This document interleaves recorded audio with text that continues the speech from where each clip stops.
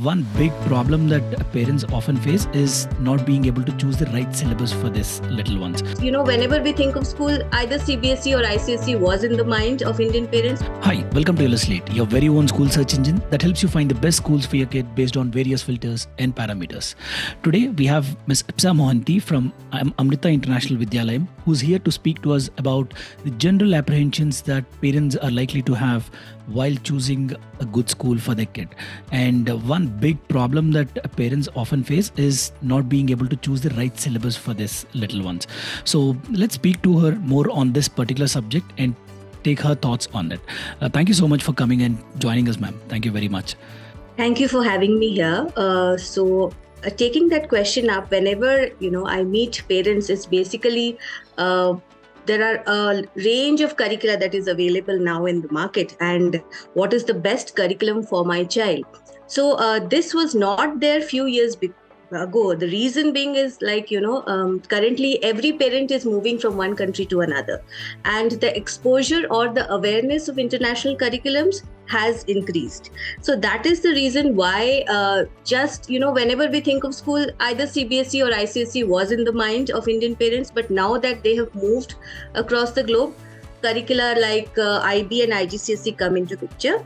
So to give you a statistics, IB was there very since 1976, which is not a recent year, I would say, but it's just that the awareness was not there. So Kodaikanal International School was the first school that adapted the IB teaching methodology, and IB is a global curriculum. So just the awareness has increased, and hence the parents are in a dilemma now whether to choose IB or go for CBSE or ICSE curriculum.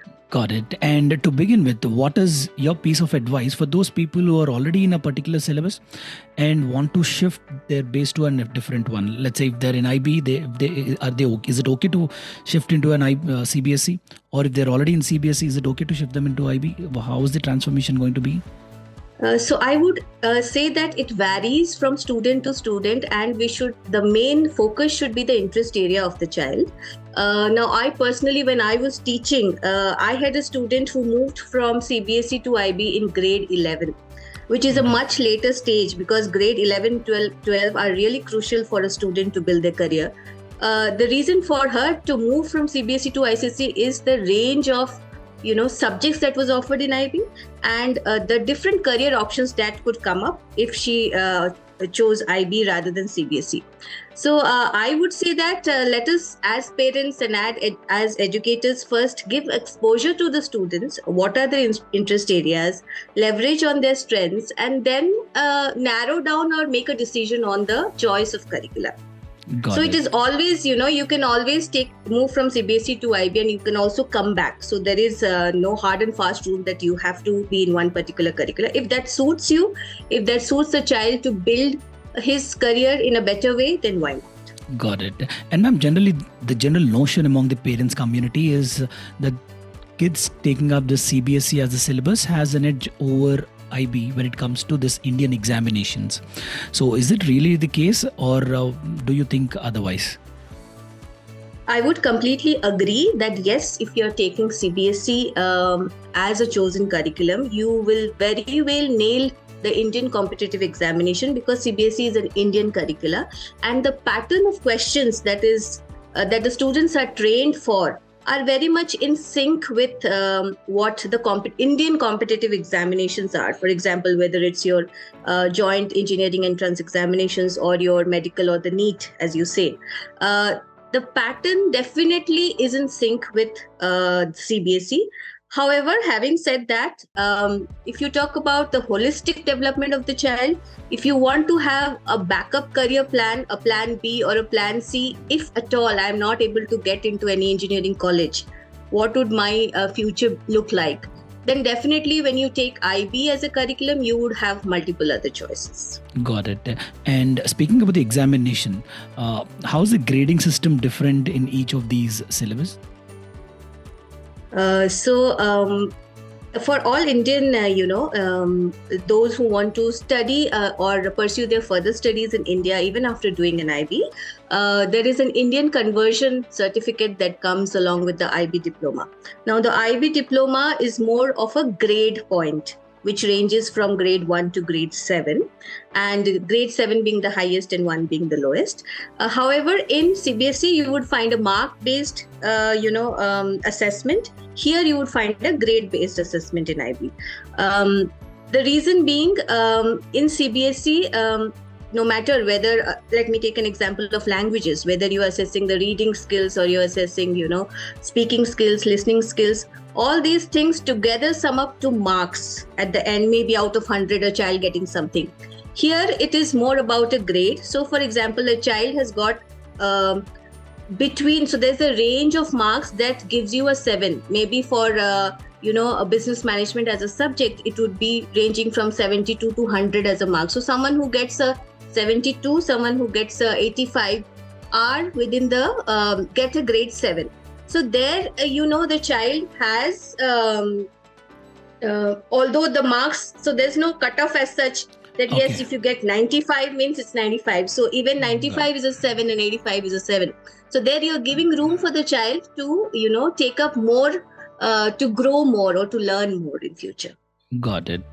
And generally the evaluation pattern and the academic cycle, how is it different from CBSE to IB? In what part of the year does CBSE start? And for a general parent, in which month should they approach an IB school to get an admission?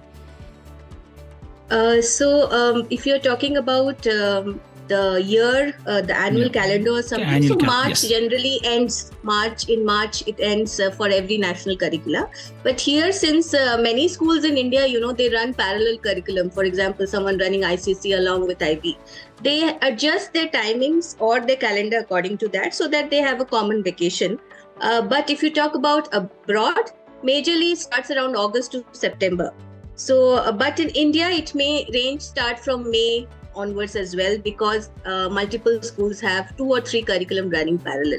So it entirely depends on the school. Ideal time for admissions would definitely be, suppose you're wanting your child to get into a school in 24-25, beginning of 24-25, you would approach any IB school around, November end or December to understand what is the application process. Got it. And speaking about Amrita International Vidyalayam, which month do you recommend a parent to come and reach out to you and approach you for the admission? And what the usual admission process in Amrita International Vidyalayam like? Okay, so we generally go for pre-admission, orientations for the parents in the neighborhood, because we believe in spreading the awareness and then, giving them a power to take rational decisions whether to go for national curricula or IB. Our admissions process have already started. We generally start in the mid of October, and this goes up to March and April of the next year. So throughout this process, there's an ample scope for the parent or time for the parent to understand the curriculum, meet our counselors, meet our coordinators, meet me in person, and then, decide whether IB is the right curriculum for them or they want to go to any other CBSE schools. Got it.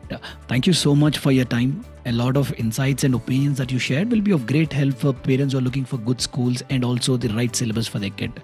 And probably in our next video, we'll speak more about the subject options that kids will have in different CBSE or IB and other syllabuses. And we'll get to know a lot more about these syllabus in individual. Thank you very much, and a pleasure meeting you, ma'am. Thank you very much.